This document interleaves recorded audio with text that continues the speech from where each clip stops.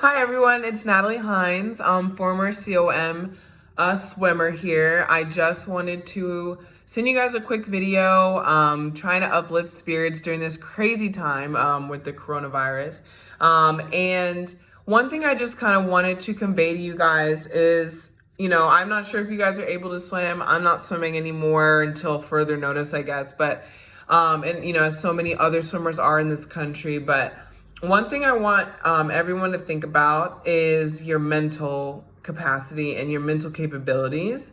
Right now we can't swim, but what are other things that we can do while we're not in the water to help us for when we get back into the water? And when all of this craziness started, I sat down and I told myself, whatever happens, just roll with the punches. Really try not to stress over things that you don't have the answer to, because there's a lot of questions right now that aren't being answered and they can't be answered until till time goes on. But really try not to stress about what you can't control, because this is out of our control. This is so much bigger than swimming. So I urge you guys to really prepare your mind, really think about what can I do to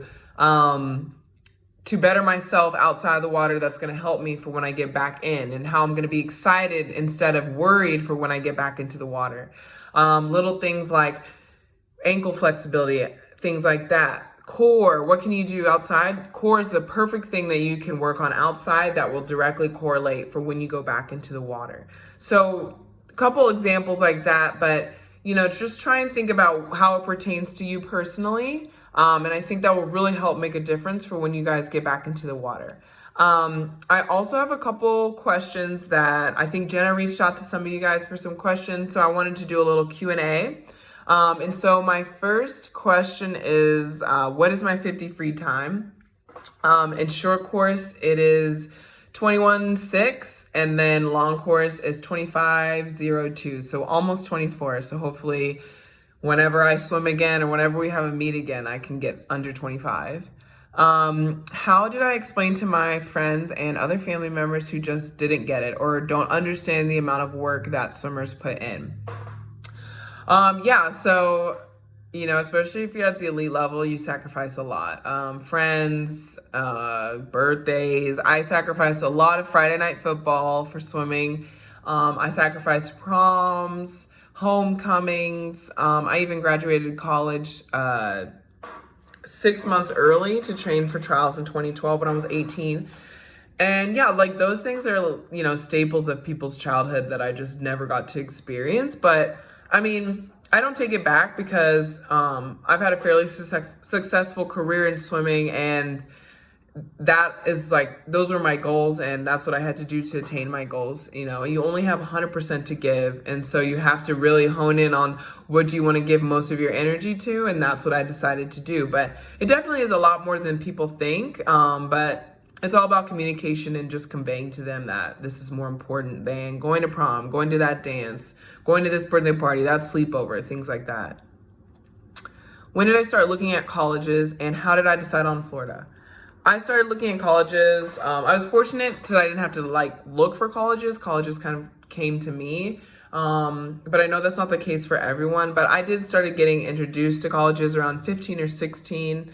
So, it's such a big decision to make for a 16, 17-year-old. Where am I going to go and spend the next 4 years of my life, or 5 actually, for most swimmers. But around 15 and 16, and I decided on Florida because other than it being the best school ever, I felt really comfortable with the coaching staff. I felt like each of them had their strengths, and that Coach Troy, the head coach, or who was the head coach at the time, I felt that he allowed them to operate freely, as if they were all head coaches, and that's something that I really loved.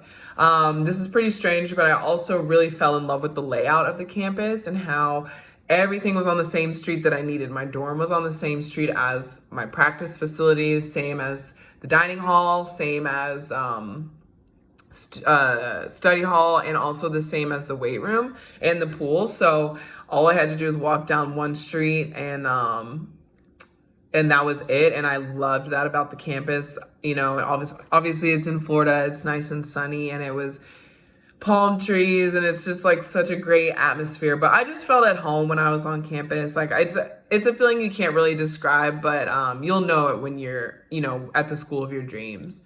Do I have a superstition or a good luck charm before races or routine? Yes. I'm not crazy superstitious, but I do have my little quirks. I like to eat the same thing before race day: eggs, sausage, and potatoes. And even if I'm super nervous and I can't seem to get it down, I force it down because I know like I'm gonna need it, the energy.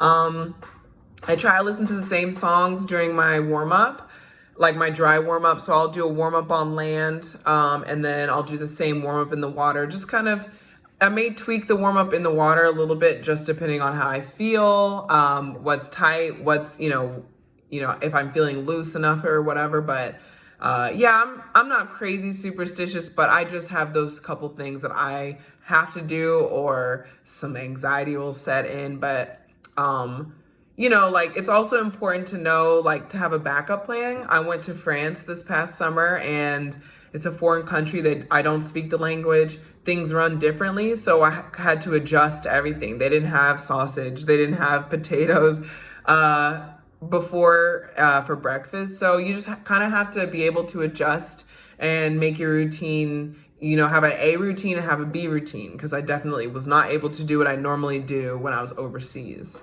And that seemed to be the last question, but if you guys have any questions regarding this pandemic and like what I'm doing to stay motivated, if you have any swim questions, college questions, anything like that, please do not hesitate to reach out. And Jenna has my contact information. But whenever you guys do get back in the water, I wish you well. I hope you have a great season, and always work hard and always keep it together mentally, and it will do great things for you guys. So talk to you guys later. Bye.